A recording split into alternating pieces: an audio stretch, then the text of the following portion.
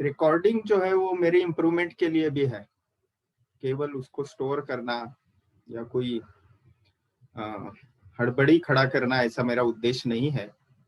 जो भी चरक संहिता हो या पदार्थ विज्ञान हो, कुछ विद्यार्थी शायद यूट्यूब पे लेक्चर बाद में डल जाते हैं इसलिए नहीं ज्वाइन होते होंगे, लेकिन वो ठीक बात नहीं है।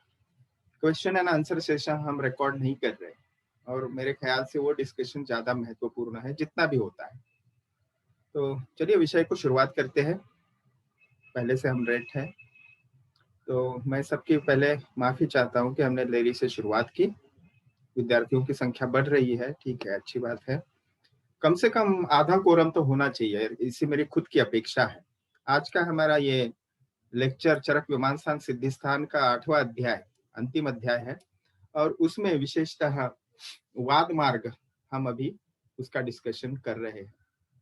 और मेरे अनुभव के आधार पे जितना पॉसिबल है वो मैं आपको एक्सप्लेन करने की चक्रपाणि दत्त की टीका से कोशिश कर रहा हूँ।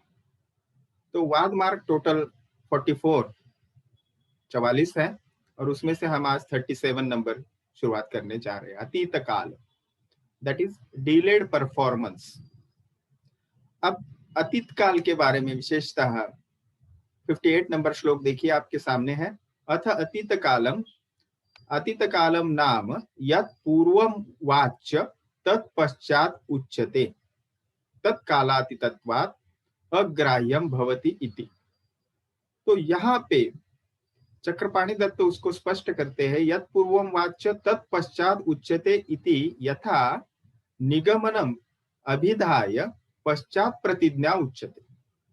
अब क्रम क्या होना चाहिए? वस्तुतः जब हम डिबेट कर रहे हैं वो परार्थानुमान के जैसा यहाँ पे हमने समझना है, ये हमने कल जाना था। और वहां पे प्रतिज्ञा हेतु उदाहरण उपनय निगमन, यह क्रम होना चाहिए। उसको पंचावयी वाक्य भी कहते हैं। ये थोड़ा सा टेक्निकल ग्लिच आ रहा है, आवाज ठीक से आ रही है? Yes sir. Okay, thank you. तो निगमन पहले बता दिया प्रतिज्ञा के पहले, और निग्रह प्राप्तम निग्रहणीय ज्ञातम। अब विशेषतः यहाँ पे जो क्रम होना चाहिए, पूर्वम व निग्रहम प्राप्तम अनिगृह्य प्राप्तम अनिगृह्य परिगृह्य प्रक्षांतरितम, ये सभी प्रकार वर्णन करते हैं ग्रंथकार। हमने 58 श्लोक जो है 58 नंबर है ना, मेरे को चश्मा डालना चाहिए, मेरे ख्याल से वो ठीक रहेगा, उसको स्पष्ट करते हैं इस सूत्र में। और वहां पे चक्रपाणि दत्त टीका में निकाल लूं तो हमें अतीत काल का अर्थ मिलता है यत् पूर्वम वाच्य तत्पश्चात उच्यते इति। जो पूर्व में कहने योग्य है उसे बाद में कहना, जैसे निगमन बताना पहले और फिर प्रतिज्ञा का उच्चारण करना या बताना। ओके, तो निग्रह प्राप्तम इति निग्रहणीयम ज्ञातम। तो निग्रह प्राप्त यानी क्या? जो पराजित हुआ है। यानी संक्षिप्त में हम समझे, मराठी में भी आपको समझा दूं की जब आधी सांगायचंय ते न सांगता नंतर सांगणे। उदाहरणार्थ आज विषयाची सुरुवात आपण केली अतीतकाल, त्याच्यापूर्वी हे वादमार्ग आहे हे कनेक्ट करणं आवश्यक आहे। ओके, वादमार्ग आपण कशासाठी बघतोय हे विस्तृतपणे आपण सांगणं शक्य नाही, कारण मग पुन्हा ते रिपिटेशन होईल आणि वेळेचा अपव्यय होईल. Instead of that, to start or to make just a link, and that link should be again elaborated, or it should be continued with the next verses. So it should be a flow of lecture. So to maintain a protocol or the flow of a particular discussion, it is very necessary. वही ग्रंथकार बताते हैं पहले कहा जाना चाहिए, उसे पश्चात कहना अतीत काल है, संक्षेप में कहे तो। अब आगे जो तत्कालातीतत्वात् ग्राह्यम अग्राह्यम भवति इति, कालातीत होने से वो अग्राह्य हो जाता है। और पूर्वम व निग्रह प्राप्तम अनिगृह्य परिगृह्य पक्षांतरितम पश्चात निगृह्यते। यानी इसका मतलब क्या है? प्रतिपक्षी जो निग्रह स्थान पर पराजित न कर विषय परिवर्तित होने पर पराजित करना। कालातीत होने से क्या होता है? निग्रह वचन पराजित करने में असमर्थ होता है। यानी प्रतिपक्ष को हम अपने हाथ में पत्ते उसके दे देते या खोल देते, उसके सामने ऐसी बात हुई, वह तुरंत वह निग्रह हो जाएगा, यानी पराग्रह आपका पराजय हो जाएगा। और जब अन्य पक्ष का आश्रय लेकर शास्त्रार्थ करने आप लगोगे, तब उस समय उसे पूर्व विषय पर निग्रह करना, इसीलिए वो अग्राह्य कहा जाता है। यानी जो पहले बताना चाहिए वो पहले ही बताना चाहिए। यह बहुत ही आवश्यक बात है किसी ही शास्त्रपूर्ण चर्चा के लिए। बाद में वो बताया या किसी ने बताने के बाद बताया तो वह अतीत काल हो जाता है। जैसे वयोः रात्रि भुक्ता नाम तेंत मध्याधिकाक्रमात्, तो आप नोबेल पारितोषिक जब मिला शास्त्रज्ञों को पाश्चात्य, तब हमारे आयुर्वेद तज्ञ या आयुर्वेद के जो फॉलोअर्स है, चिकित्सक है, वो कहने लगे आयुर्वेद में पहले से कहा है। तो ये अतीत काल हुआ ना। किस चीज के लिए वो नोबेल पारितोषिक मिला है? देखिए, बायोलॉजिकल क्लॉक के लिए। क्या कहते हैं उसको? क्या किस लैंग्वेज में बताया है उन्होंने? पाश्चात्य दर्शन का पाश्चात्य शास्त्रज्ञ क्या कहते हैं उसे?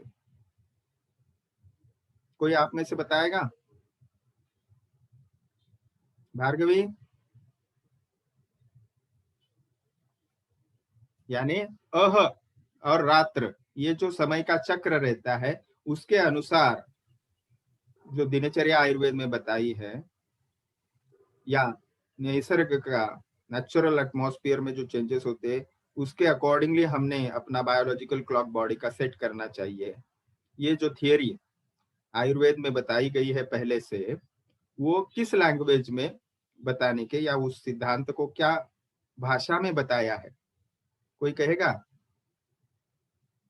आप में से? Circadian clock.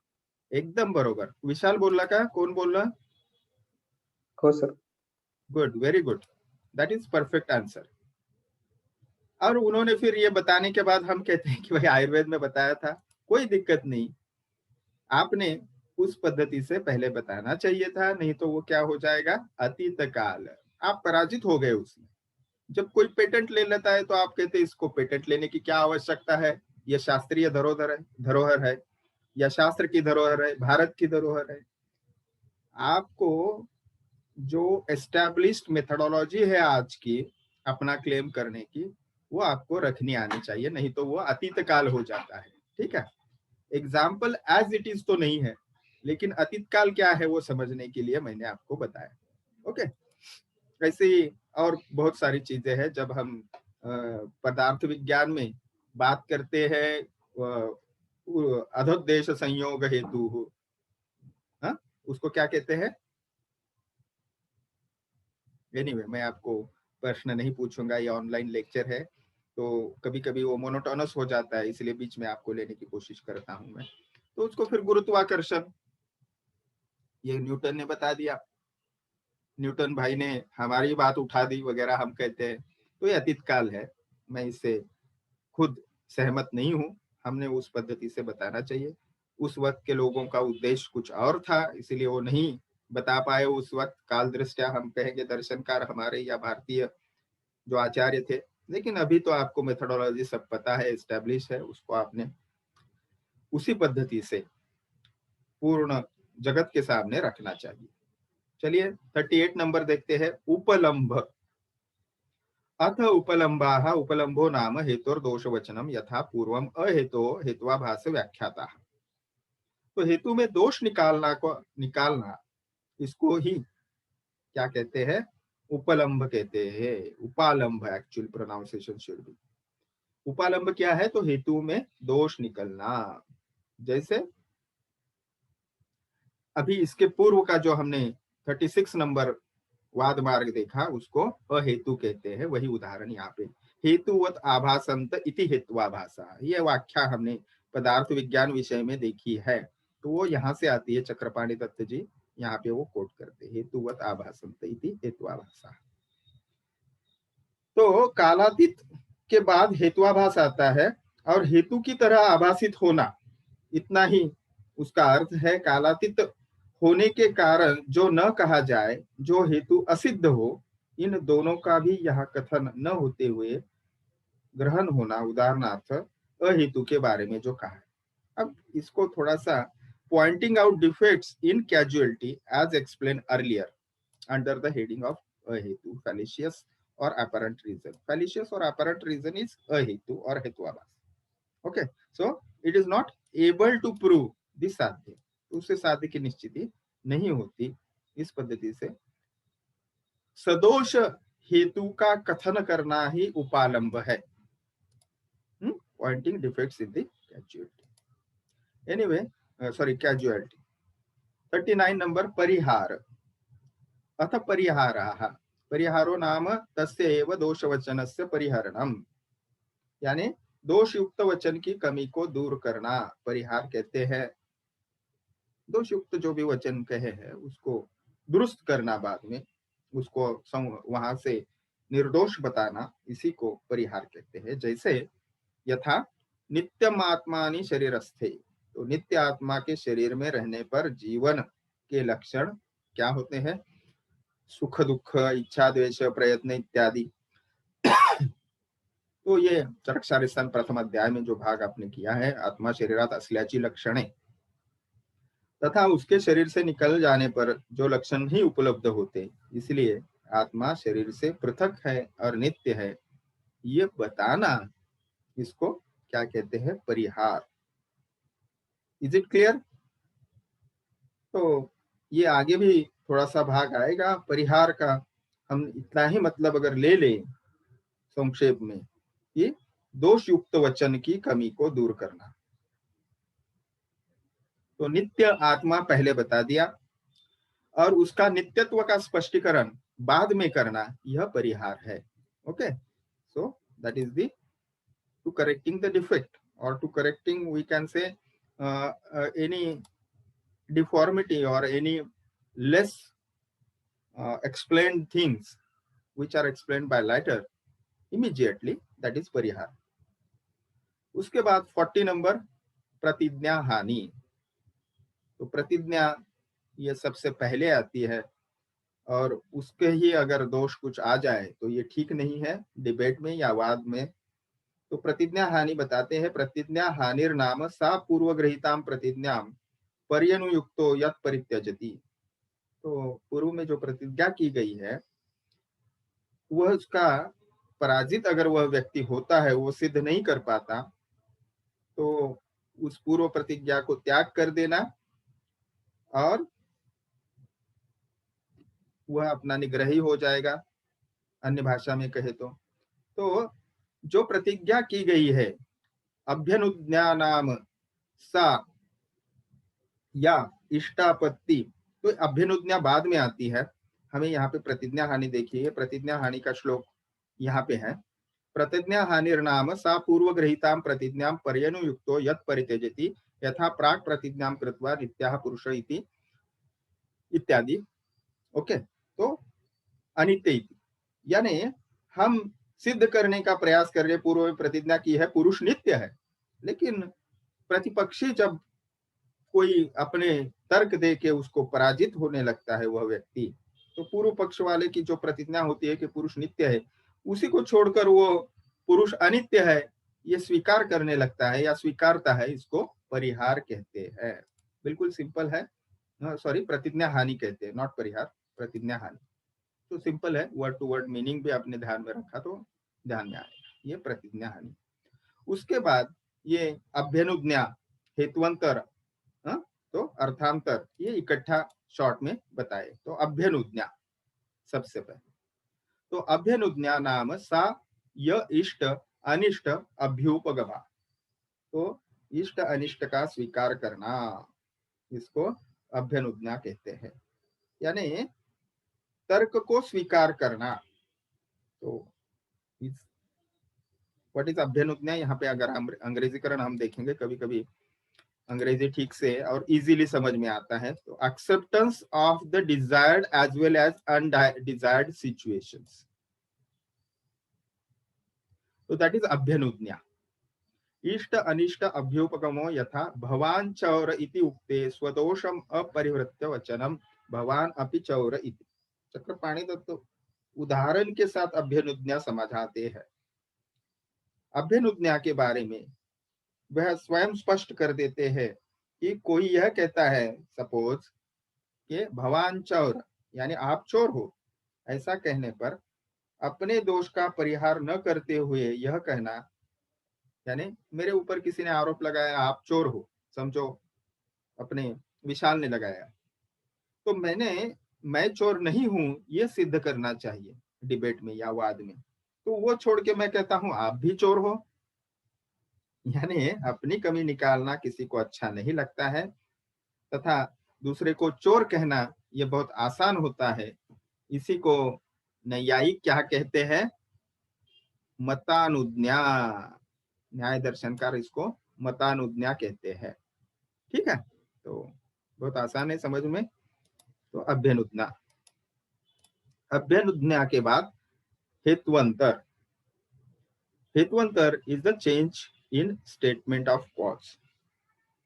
हेतु, ओके, हेतु अधिक अंतर, ये हेतुअंतर शब्द है। तो हेतुअंतरम नाम प्रकृत हेतु वाच्य यद विकृत हेतुम आह। प्रकृत हेतु का कथन जहां होना चाहिए वहां विकृत हेतु को कहना, यह हेतुअंतर है। Simple, okay.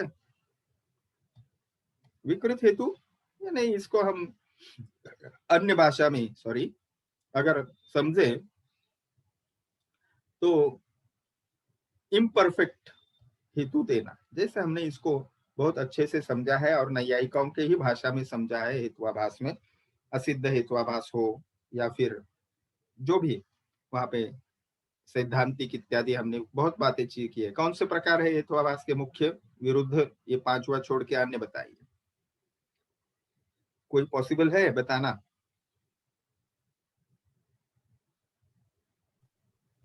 हेतुआभास के प्रकार जो हमने प्रथम वर्ष में सीखे हैं, कोई याद आ रहा है आपको? वहां पे साधारण, अनेकांतिक, बरोबर, साधारण, अनेकांतिक, त्यानंतर विरुद्ध, विरुद्ध पाचवा आहे ना। तर सगळ्यात पहिला सव्यभिचार, आणि मग त्याचे स्वविचार. प्रकार, त्या सव्यभिचारलाच अनेकांतिक पण म्हणतात। साधारण अनेकांतिक, असाधारण अनेकांतिक आणि अनुपसंहारी अनेकांतिक, बरोबर। आणि दुसरा विरुद्ध, विरुद्धचाच बघ पुन्हा तो एकदम सिंपल आहे। तिसरा सत्प्रतिपक्ष आणि चौथा असिद्ध। असिद्धचे उपप्रकार आहेत आश्रयासिद्ध, स्वरूपासिद्ध, व्याप्यत्वासिद्ध, हे चौथ्या असिद्धचे प्रकार झाले, आणि पाचवा बाधित। ओके, तर दुसरा विरुद्धला मी पाचवा म्हणालो, तो बाधित हेतुआभास। ये सभी वहां पे जो एग्जाम्पल्स हमने देखे थे, ये आ जाते हैं हेतुअंतर में, हम उसको समझ सकते हैं बिल्कुल आसान भाषा। अब 43 नंबर देखते हैं। आशा है हमारे वाद मार्ग जो है वो आज हम कंप्लीट कर पाएंगे और उससे आगे थोड़ा निकलना है। अर्थांतर, 43 नंबर, अर्थांतर, that is the statement of irrelevant meaning. अर्थांतरम नाम एकस्मिन वक्तव्ये अपरम यद आह। उदाहरण स्वयं ग्रंथकार देते हैं और विद्यार्थी जब पेपर लिखते हैं तो ये हर बार प्रचिति आती है। ज्वर लक्षणे वाच्य प्रमेय लक्षणम आह। तो ये अर्थांतर है, यानी जहां एक विषय का कथन करना है वहां उससे भिन्न विषय को कहना अर्थांतर है। उदाहरण ग्रंथकार सिंपल देते हैं कि ज्वर लक्षण आपको बताना है, वह न बताते हुए प्रमेय का लक्षण बता देना। या इसको और थोड़ा सा मैं आसान भाषा में समझा दूं तो किसी भी व्याधि की निदान स्थान हो या अपना चरक पूर्वार्ध में कुछ आपको प्रमेय निदान पूछा है समझो, तो हर एक विद्यार्थी जो है वो व्याधि विशिष्ट हेतु न दिखते हुए वहां पे कारण अगर पूछा है समझो पॉजिटिव फैक्टर्स, तो वो हमेशा बताता है जो उसने वाग्भट निदान स्थान प्रथम अध्याय या अष्टांग हृदय निदान स्थान में कंठस्थ किया हुआ है, तिक्तोष्ण कषाय अल्परुक्ष प्रमित भोजन ही धारण उदीरण ईशा जागरात्युच्च भाषण ही। तो ये बैसाखी है, ये लास्ट टाइम आप यूज कर सकते हो, लेकिन आपको प्रयास करना चाहिए, अगर प्रमेय के पॉजिटिव फॅक्टर्स बता आपको पूछे गए तो वही लिखने चाहिए केवळ. नाहीतर कसं होतं, क्या विद्यार्थी लिखते हैं हर एक व्याधि की संप्राप्ति, त्यांच्या कारणाने त्रिदोष प्रकोप होऊन, अपने अपने कारणों से त्रिदोष प्रकोप होते हैं, और त्रिदोष प्रकोप होने के बाद जहाँ ख वैगुण्य होता है वहां पे वो दोष दुष्ट सम्मूर्छना होती है, और टिम्ब टिम्ब या डैश डैश व्याधि उत्पन्न होता है, फलाना व्याधि उत्पन्न होता है. कोई भी व्याधि पूछो, कुछ विद्यार्थी यही लक्षण देके अच्छे से फ्लो चार्ट बनाएंगे, लेकिन ये उतनी बात ठीक नहीं होती. अपना पेपर सामने वाले को देखना है, उसको पढ़ना है, और फिर उसको मार्क्स देने हैं. तो उसको आप ज्यादा देर तक एक क्वेश्चन में शायद वो स्किप कर जाएगा, लेकिन दूसरे में यही पद्धति अगर आपने लिखी है तो वो तुरंत वो पता चलता है. एक प्रकार का वो वाद ही है ना. हमने जो लिखा है वो सामने वाले को हम सिद्ध करके बता रहे हैं कि नहीं भाई मुझे ये आता है विषय. एनीवे, वर्ड टू वर्ड वो सटीक नहीं है, लेकिन समझाने के लिए मैं बताया कि अर्थांतर क्या है. और लास्ट है निग्रह स्थान. निग्रह स्थान that is the stage of defeat and it's reasons. तो ये थोड़ा सा हमें और थोड़े डिटेल्स बताता है. निग्रह का अर्थ हम पहले ही बता चुके हैं, और उसको दोबारा यहाँ पे देखिए अधोरेखित किया है in context with the topic. निग्रह स्थान नाम पराजय प्राप्ति. तो निग्रह स्थान क्या है? पराजय की प्राप्ति, इसको निग्रह कहेंगे. अब तच्च त्रिहि अभिहितस्य वाक्यस्य अपरिज्ञानम परिषदि विज्ञानवताम. तो इसको समझें. अब ये क्या है? निग्रह स्थान पराजय है, और वह 3 प्रकार का होता है. ओके. तो ज्ञानवान विज्ञानवत्याम परिषदी क्या होता है? तो ज्ञानवान परिषद जो है, सुरुद्ध परिषद भी इसको कहते हैं, वो 3 बार वाक्य के कहने पर उसके अर्थ का ज्ञान न होना. 3 बार सामने वाला बता रहा है लेकिन फिर भी उसको नहीं हम समझ रहे हैं, तो उसको क्या कहते हैं? सबसे पहले वाक्यस्य अपरिज्ञानम त्रिहि भी अभिहितस्य. तो 3 बार कहने पर, 3 प्रकार का नहीं, सॉरी, वो 3 बार कहने पर भी वाक्य का ज्ञान नहीं होता है, तो उसे हमने पराजय प्राप्ति समझनी चाहिए. अब आगे बताते हैं, वह अननुयोज्य, अनुयोग, अनुयोज्य, अनुयोग. तो ये चीजें आगे बताते हैं. सबसे पहले अननुयोज्य. तो अननुयोज्य यानी क्या है? दोष रहित वाक्य, उसका अनुयोग करना. तो दोष रहित वाक्य का अनुयोग करना यानी क्या है? तो जिस वाक्य में प्रश्न करने का स्थान न हो उसमें प्रश्न करना. अप्रस्तुत, वहां पे कोई गुंजाइश नहीं है कि जिसको जीवन है उसको मृत्यु है. ठीक है. अभी इसमें कोई गुंजाइश नहीं है कि मनुष्य जो है वो जो जन्म लिया है वो मरना है, लेकिन फिर भी ऐसा क्यों है ये पूछना. ये उदाहरण आप ले सकते हैं. अब आगे बताते हैं अनु, ये पूरा इसको मैं थोड़ा सा क्लियर कर दूं. ये देखिए, अनुयोज्यस्य अनुयोग, यहाँ तक एक पोर्शन है, और आगे अनुयोज्यस्य च अनुयोगाः, ये दूसरी स्थिति. यानी जहां प्रश्न करने का अवकाश है उस पर भी प्रश्न न करना. जैसे हमारा क्वेश्चन एंड आंसर सेशन में 2 या 3 ही विद्यार्थी पूछते हैं, बाकी शायद म्यूट करते रखते रखते होंगे, या स्पीकर मेरा बंद करके रखते होंगे, पता नहीं. तो यह है जहां प्रश्न करने का अवकाश यानी पूछने की गुंजाइश होती है प्रश्न, वहां पे भी प्रश्न न पूछना. अब देखिए आगे वो बताते हैं, प्रतिज्ञा हानि, अभ्यनुज्ञा, कालातीत वचन, अहेतु, न्यून, अधिक, व्यर्थ, अनर्थक, पुनर्थक, सॉरी पुनरुक्त, विरुद्ध, हेतुअंतर, अर्थांतर, ये सभी जो है ये निग्रह स्थान है. यानी इनका अगर आप प्रयोग करोगे तो आपका पराजय निश्चित है. 44 में से प्रतिज्ञा हानि से लेके अर्थांतर तक ये इनका आपने प्रयोग किया तो आपकी पराजय निश्चित है. इति वागत मार्ग पदानी. तो ये वाद मार्ग के विषय में पदों के निर्देश के अनुसार जैसे जैसे उद्देश्य में, यानी उद्देश्य क्या है, ये तंत्र युक्ति है, आपने अष्टांग हृदय में पहले वर्ष में देखा है।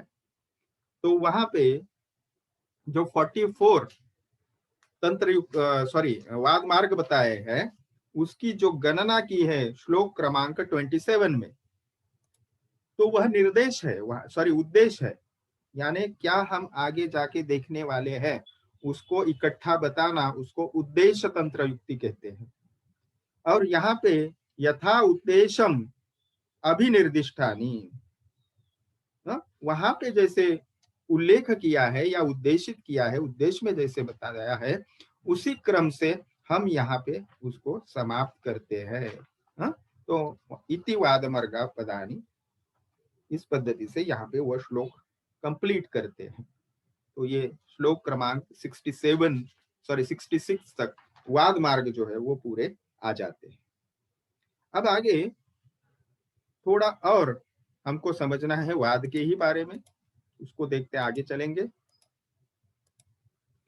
इम्पोर्टेंस, महत्व वाद का जो है वो, क्यों इतनी सारी चीजें हमें आनी चाहिए। वादस्तु खलु भीषजाम प्रवर्तमानो प्रवर्तेत आयुर्वेद एव न अन्यत्र। तो चिकित्सक जब ये वाद प्रारंभ करे तब उसको अपने विषय में वाद करना चाहिए। प्रवर्तेत आयुर्वेद एव, हमारा अधिकरण या हमारा शास्त्र जिसमें हम अध्ययन कर रहे हैं, तो समान विषय में विद्वान को करना चाहिए डिबेट। एक कोई आर्ट्स का विद्यार्थी और उसके साथ अगर हम आयुर्वेद का डिबेट कर रहे हैं तो वो ठीक नहीं है। वो स्थापत्य शास्त्र का विद्वान है और हम आयुर्वेद के विद्वान है, तो वो ठीक नहीं है। तो आयुर्वेद के विद्वान नहीं कहना चाहिए, आयुर्वेद के ज्ञाता कहना चाहिए, हम उसको सीख रहे हैं तभी। ठीक है, एनीवे, तो यह महत्वपूर्ण बात है, न अन्यत्र, अन्य के साथ नहीं करना चाहिए। तो ठीक है, यहाँ पे अधिकरणों में, विशेषतः आयुर्वेद के अधिकरण में, वाक्य, उनके विस्तार, उपपत्ति के साथ सभी विचारणीय विषयों का विचार करके हमने वाक्यों का प्रयोग करना चाहिए या वाक्यों को चुनना चाहिए। अप्राकृतिक न अप्रकृतकम, ओके, सर्व वाक्यम ब्रूयात समवेक्ष अवेक्ष, यानी अच्छे विचार करके उन वाक्यों का चयन हमने करना चाहिए। इसीलिए कभी कभी मैं भी शब्द प्रयोग करता हूं, तो मैं तो हिंदी भाषा का उतना ज्ञाता नहीं हूं, फिर भी मैं रुक जाता हूं, क्योंकि क्या शब्दों का चयन करना चाहिए, वाक्यों का चयन करना चाहिए, ये विचार करके ही आपने चुनना है। आगे अप्रकृत, ऐसा ग्रंथ प्रयोग करते हैं शब्द ग्रंथकार, अप्रकृत यानी अस्वाभाविक। दूसरे बताते हैं अशास्त्र, अशास्त्रीय, जिसमें शास्त्र बिल्कुल नहीं है, शास्त्र शून्य। अपरीक्षित, जिसको जांचा परखा गया नहीं है, परीक्षा जिसकी की गई नहीं है। असाधक, साध्य जिसको सिद्ध ना कर सकते। ठीक है, आकुल, या शब्द प्रयोग उसका कभी कभी अन्य ग्रंथों में या ट्रांसलेशन में व्याकुल भी किया गया है, यानी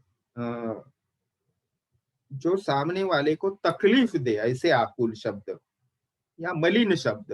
ठीक है, अव्यापक, यानी जो अपना विषय स्पष्ट ना करता हो, ऐसे वाक्यों का प्रयोग ना करे। इन सभी को अब्रूयात, यानी नहीं बोलना चाहिए, वाद करते हुए ऐसे शब्दों का प्रयोग नहीं करना चाहिए। ओके, अब देखिए आगे बताते हैं, ये जो वाद करने वाली व्यक्ति है उसके द्वारा प्रयुक्त शब्द जो है वह कैसे होने चाहिए, फिर स्वाभाविक होने चाहिए, यानी नैसर्गिक होने चाहिए, शास्त्र सम्मत होने चाहिए, जिसका परीक्षण अच्छा हुआ है, जो साध्य सिद्ध कर सकता है, ऐसे शब्दों का प्रयोग करना चाहिए। बुद्धि को वह आकुल नहीं करेगा, यानी मलिन नहीं करेगा, और विषय को अच्छी तरीके से समझाएगा, यानी व्यापक स्पष्ट करेगा विषय को। ऐसे ही शब्दों का, वाक्यों का चयन करना चाहिए। हेतु युक्त वाक्यों का प्रयोग ना करे, यानी जिसे आज कॉन्फ्लिक्ट ऑफ इंटरेस्ट, जब आप रिसर्च आर्टिकल लिखते हो तो किसी एक फार्मेसी का प्रोडक्ट आप करते हो तो वहां पे कॉन्फ्लिक्ट ऑफ इंटरेस्ट पैदा होता है, उसी को अच्छा आप प्रमाणित करते हो, तो ये नहीं होना चाहिए। अब आगे वह बताते हैं ऐसा प्रशस्त बुद्धि उत्पन्न करने से होता है, यानी आपने अपनी बुद्धि को बहुत अच्छे से तल्लक करना चाहिए, मराठी भाषा में उसको शार्प बनाइए, तभी ये पॉसिबल है। अनुपहत बुद्धि के द्वारा ही, आगे उसका प्रयोजन बताते हैं, बुद्धि को तल्लक करना आवश्यक क्यों है। सर्वारंभ सिद्धिम, तो वह अनुपहत बुद्धि अगर आप करते हो खुद की और उसके द्वारा ये सभी कार्य करते हो तो सिद्धि अवश्य मिलती है। ओके, सर्वारंभ सिद्धि करोति इति, न केवलम चिकित्सा सिद्धि। चक्रपाणी दत्त देखिए यहाँ पे वो स्पष्ट करते हैं कि केवल चिकित्सा उद्देश्य नहीं इससे साध्य होता, चिकित्सा आपकी अच्छी नहीं होती, केवल हर कोई जो कार्य करोगे आप जीवन में वो सभी सफल होंगे आपके, बिल्कुल उसमें आपको सिद्धि होगी, यानी वो जरूर पूरे होंगे। तो this is not only, these all things are useful for only of debate or scientific writing or discussion with the patients or in your only professional life, but it is useful for all life aspects or the fields of life or the sectors of life you can say। तो इसे इसीलिए आयुर्वेद को जीवन शास्त्र भी कहा जाता है, यानी लाइफस्टाइल, और इट्स अ लाइफ स्किल। हमें लाइफ स्किल्स भी आयुर्वेद से बहुत अच्छे से मिलते हैं, इसलिए उसको सर्व वेद परिषद ऐसे भी कहा है। एक दूसरे का रिस्पेक्ट करना चाहिए, मतों को जांच परखना चाहिए और उसको सभ्यता पूर्वक उसको आपने उसका निराकरण भी करना चाहिए और उसको काटना भी चाहिए। तो ये सभी वाद मार्ग के प्रशस्ति या उसका महत्व हमने देखा। क्या शब्द प्रयोग किया है ग्रंथकार ने, इंपॉर्टेंस इसको क्यों टाइटल दिया है हमने, क्योंकि वह सर्वारंभ सिद्धिम, यानी जो भी आप कार्य को आरंभ करोगे वो चिकित्सा कार्य उसमें से ही एक है, वो जरूर पूरा होगा। ये वाद मार्ग की फलश्रुति है, ये वाद मार्ग का इंपॉर्टेंस है। ओके, आगे जाते हैं।